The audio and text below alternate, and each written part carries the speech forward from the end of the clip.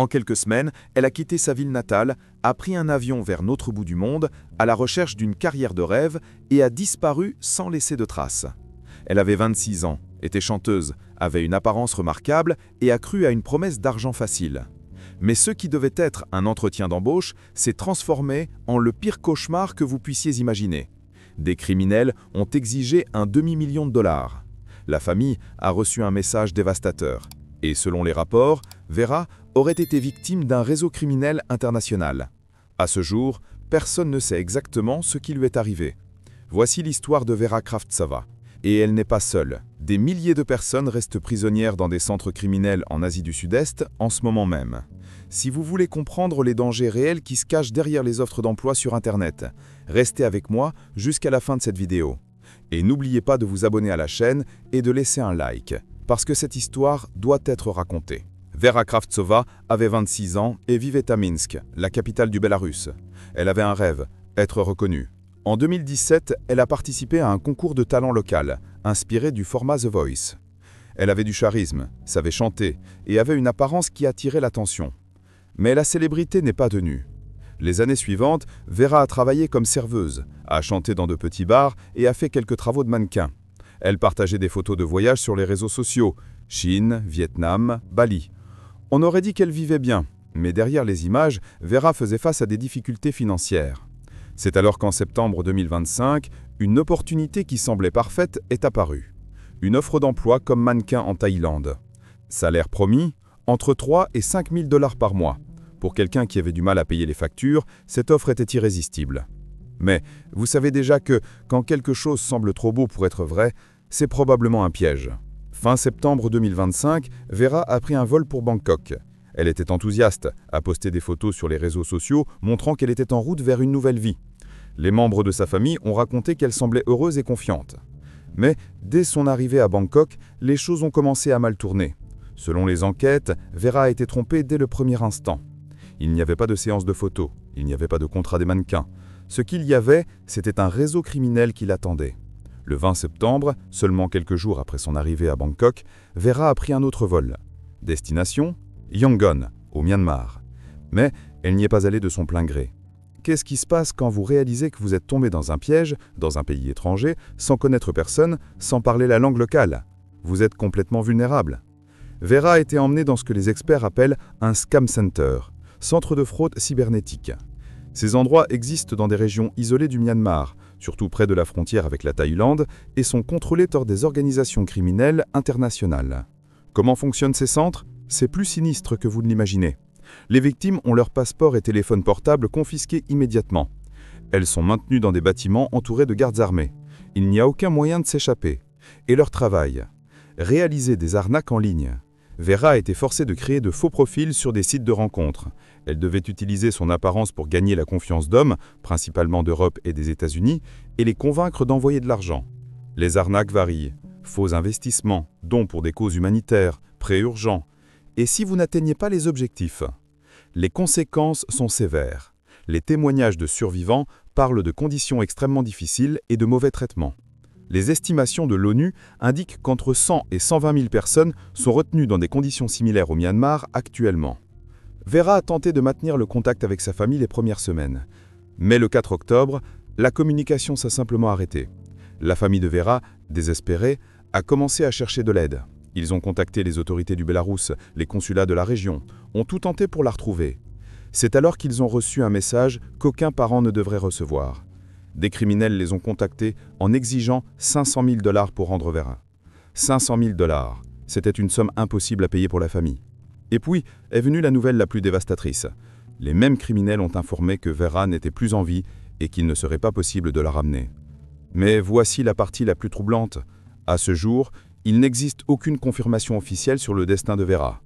Les autorités du Bélarus enquêtent, mais n'ont pas pu confirmer ce qui lui est réellement arrivé. Plusieurs médias ont rapporté différentes versions de ce qui serait arrivé à Vera. Selon certains reportages, lorsqu'elle n'a plus pu générer de profit pour les criminels à travers les arnaques en ligne, elle aurait été victime d'un destin encore plus sombre. Important, l'ambassadeur du Bélarus, Vladimir Borovikov, a fait une déclaration critiquant la diffusion d'informations fausses et non vérifiées sur l'affaire. Il a demandé aux gens d'éviter de propager des rumeurs qui causent encore plus de souffrance à la famille. La vérité est que personne ne sait exactement ce qui est arrivé à Vera Kravtsova. L'affaire est toujours en cours d'enquête. Mais une chose est certaine, Vera n'est pas la seule victime, et cela rend tout encore plus préoccupant. Quelques jours avant que l'affaire de Vera ne fasse la une des médias, une autre jeune femme a été rescouée d'un centre similaire. Dashinima Ochirimaeva, un mannequin russe de 24 ans, a également été attirée par une offre d'emploi à Bangkok. Elle a également été emmenée au Myanmar et maintenue en captivité. Mais Dashinima a eu de la chance. Elle a réussi à envoyer un appel au secours et grâce à l'intervention du ministère des Affaires étrangères de Russie, elle a été rescouée. Son témoignage a confirmé tout ce qu'on soupçonnait sur ces centres. Documents confisqués, menaces constantes, travail forcé dans des systèmes de fraude en ligne. Et ce ne sont pas seulement des femmes d'Europe de l'Est. En 2024, 2 Brésiliens, Lucas Viana dos Santos et Felipe de Moura Ferreira, sont tombés dans le même type d'arnaque.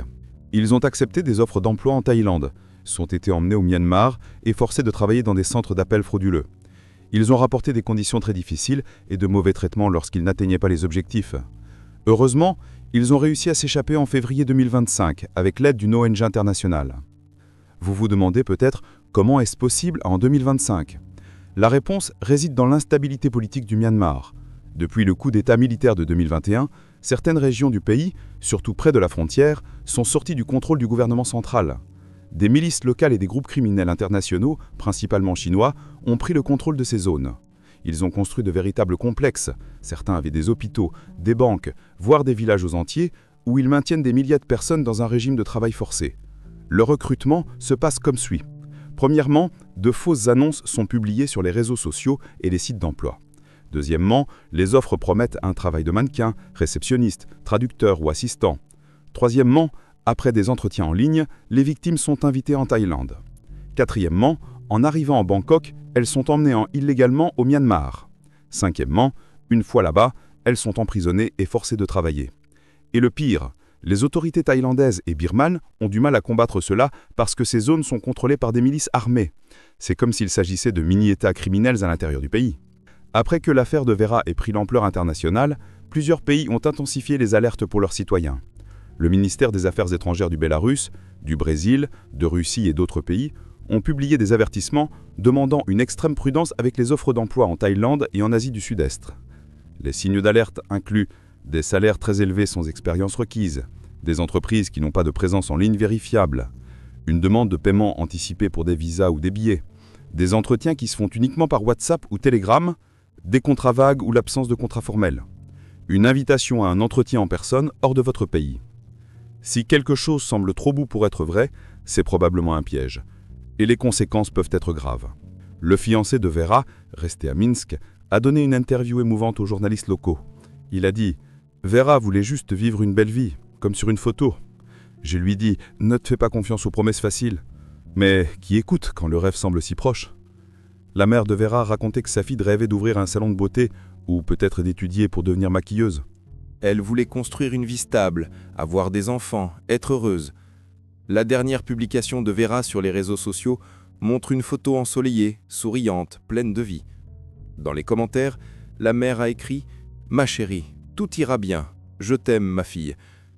Ces mots résonnent maintenant comme un adieu que personne n'était prêt à faire. L'affaire de Vera Kravtsova reste sans solution définitive.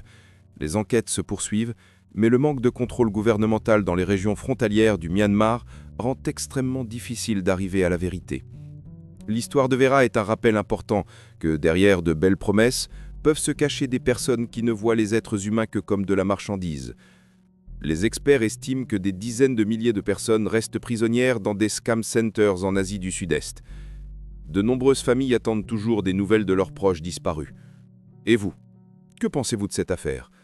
Croyez-vous que les autorités réussiront à secourir toutes les victimes de ces centres criminels ? Laissez votre opinion dans les commentaires ci-dessous. Si cette vidéo vous a fait réfléchir, partagez-la avec quelqu'un qui doit connaître ces dangers. Et si vous connaissez quelqu'un qui envisage des offres d'emploi suspectes à l'étranger, montrez-lui cette vidéo.